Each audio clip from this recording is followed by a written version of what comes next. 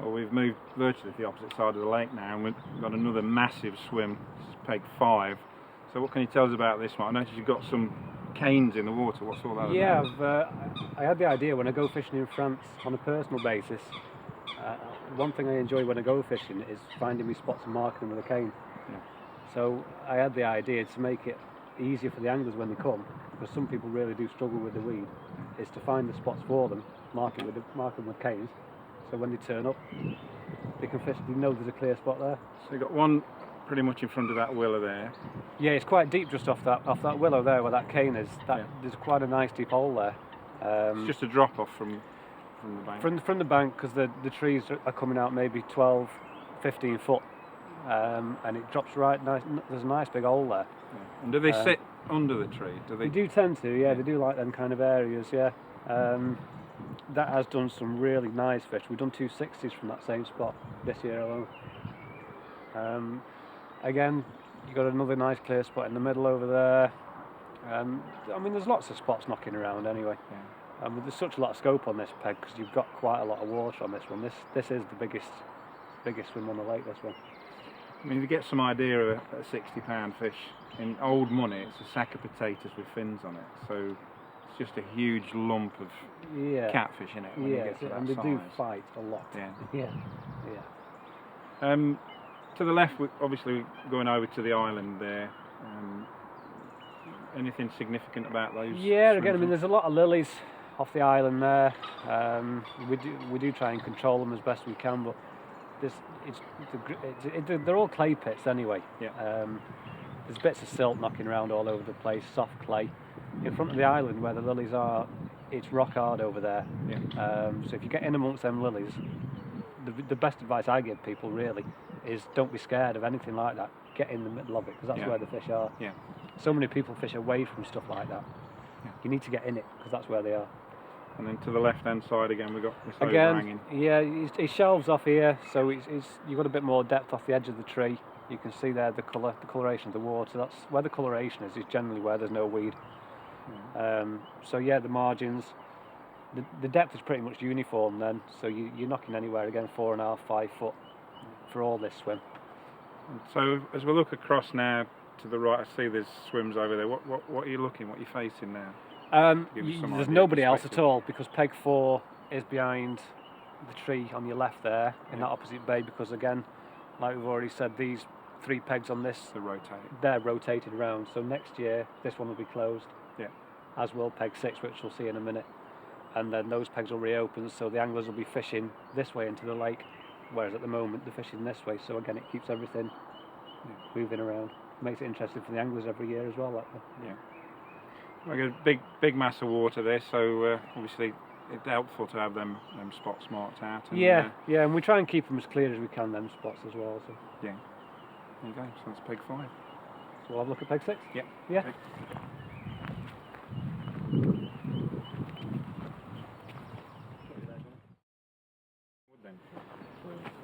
No, generally not. No. Yeah, I don't buy it. Luckily, I've got a deal with a local tree surgeon who brings it for nothing for me, which is quite handy. Logistics of getting it up here, that's another problem. But just talking about tree chippings, as it happens. Say we mentioned it earlier about all the swims being laid out with this, wood chipping, I suppose. Yes, yeah. Which is great because it absorbs a lot of the water. It's nice and comfy to sit on. You know, the weather can do what it wants pretty much, and you're not going to get muddied up. Get out your bivvy and you're not muddied up, and you can go home nice and tidy. Yeah. I don't do a lot of bivvy fishing, but there's one thing I hate: it's mud and clambering everywhere into your bivvy and stuff. So that's essential for me. But so here we are opposite my little bridge. Yes. I mean, I did know it went to the island, but I didn't know why it went there. That's the thing. Yeah. This is peg 6. Again, it's one of the ones that's rotated every year. Yeah. I personally like it from here. I think it's quite a nice, intricate peg, shall we call it. Mm-hmm. Again, it's marked with a few canes here and there. Got a nice cut through into peg 7 on your left, which we'll see in a few minutes. Yeah. There's a couple of channels. There's another channel around the back of the island there as well. Fish tend to patrol under the bridge, coming from the deeper areas through to the shallows into peg 7 and 8. Yeah. So you can pick the carp up coming through there, and again, the carp in front of the island, they do like it around there. Cat-wise, in the middle again, it does seem as though it's the kind of lake where they like to be in the middle sections. Yeah. So where it's marked just in there, I mean, it's rock hard. You can feel it. It's hard clay. Hard, very, very hard clay. You can feel it under your waders, yeah. Nice bit of depth there as well. You're touching, anywhere again 4.5, 5 foot, which is plenty. And it shelves up under the bridge. You've only got maybe this much actually under the bridge, but again, it's enough water for them to pass through, and then you come into the drop-offs then. We've got the boat here as well, which I mentioned earlier, but I think it's important to point out, and this is just my perspective on it, if you are going to go on any kind of watercraft, some kind of life jacket, too many people drowned, and I know you don't advocate people use your boat, but obviously it's common sense if you're going on a boat, even in shallow water. Yeah, the water is dangerous stuff, isn't it? So that's the health and safety bit over with, but I mean they're fairly substantial, them boats anyway, provided that one used to be. Sadly, it leaks a lot now. Okay. But it serves a purpose. Okay. And fish-wise, what can you remember? What can you recollect off again, this I mean, every swim, to be honest, produces fish. When the fish are on, they all produce. But this particularly has done an awful lot of fish. Yeah. Multiple catches. Multiple catches, yeah. Fishing in them holes with a nice bit of bait in, they do produce quite a lot of fish. Yeah. My regular customers, most would recommend pegs 4, 5 and 6. Okay. Personally, like I say, fish come out from all over. I didn't mention it before, but peg 1 is where the lake record came from, so that gives you an indication where the fish can move around. And how big's that? 75.5 pounds at the moment. That's a sack and a half of potatoes. Yeah. With fins. With fins, yeah. Okay, well again, I keep saying it, but they're just really fantastic swims, and just all the wildlife, it's brilliant. I've not fished this one, but I have fished one of the swims we're going to go and have a look at now. I think you fished peg 7, didn't you, with Kieran? So we're going to have a wander around and do the last couple of swims on here, and then we're going to have a look at one of your other lakes. Yeah, we'll move on to the long lake after that, yeah. Okay, brilliant. All right. Thank you.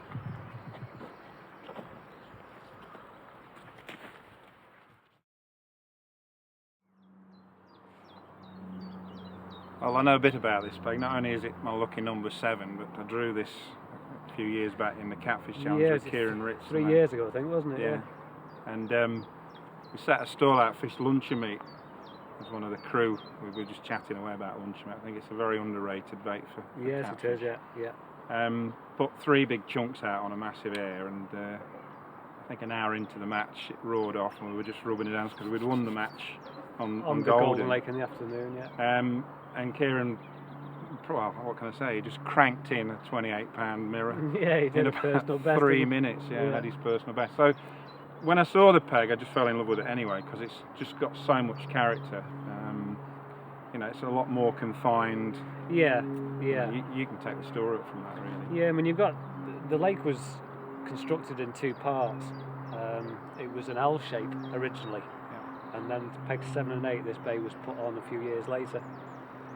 Because of that, you've got a bar separating the 2 sections where the bar was broken through when it was constructed. So you've got a nice, it's quite a wide bar, it's a good 10-12 foot wide all the way across the section there. Again, you're talking about 2 foot deep maybe, and then shelving off to about, it's a bit shallow around here, about 3.5 foot, something like that. Yeah. And I know what lives, you see them beautiful flowers on, and I know what lives there because I saw it last year several times. I mean, I've never seen a catfish that big. I've seen some big cats, but not one that big, and I reckon it must have been 60 pound plus. Huge big black thing, just churning up and swimming around there. Unfortunately, we weren't on this swim. No. We were over on one of the other swims and couldn't quite get to it. No. But, they do old round here. They do like it round here. Yeah. It's very carpy around here. The sun comes out and the carp plough in this corner. The last couple of days, peg 8 in particular has done quite a few fish. Because the fish do follow the sun. Shall we have a look at peg 8 while we're here? Have a look at peg 8,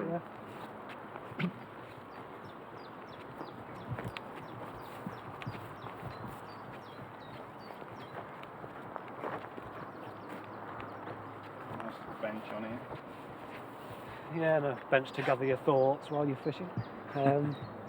Yeah, so again, peg 8, it's not the biggest peg in the world, but it holds a lot of fish. Yeah. There's carp down here already, on the you can see them. There. Again, my personal opinion, that the reason these pegs work so well is because it's so far from the car park. Yeah. Furthest away from the car park. A lot of people don't like the walk that's involved. Yeah. As such, the fish, they're not silly. They come into the bays where they're nice and they can chill out, pretty much. Yeah. So if people make the effort, come around to these kind of areas, the fish are clearly there. Yeah, it's a lovely, not see quite what it is, a bit dull, but lovely fish there. And just to say that we've heard lots of fish crashing. The lads on the cameras have been running around like bees' wings trying to get one jumping out, but we've had several really big fish. I mean, 20-pound plus carp crashing out the water, and it just shows how many, isn't it? I mean, it's full of fish. Yeah, I mean, it's renowned as a catfish venue, from as far away as northern Scotland to down south. People come from all over to fish for the cats, and it is very, very well known for the cats. But there is some superb carp, some very, very nice carp. You've caught one yourself with Kieran. Churning it all up here. Some big ghosties, some big commons. They do get overlooked such a lot, because everybody's very focused on the cats, which is a good thing, because that's what the fishery is. Yeah. But the carp should never be overlooked, really. Okay, well that's the Horseshoe Lake pretty much done and dusted. But obviously we've got 2 other lakes to consider, so we're going to trot over now to Long Lake and have a look at that. But I think you'll agree, it's just a fantastic looking lake. It's certainly my favourite aesthetically, but I don't mind which one I fish tonight, because I just want to catch a catfish. It'd be nice. Yeah. So we'll see you in a bit.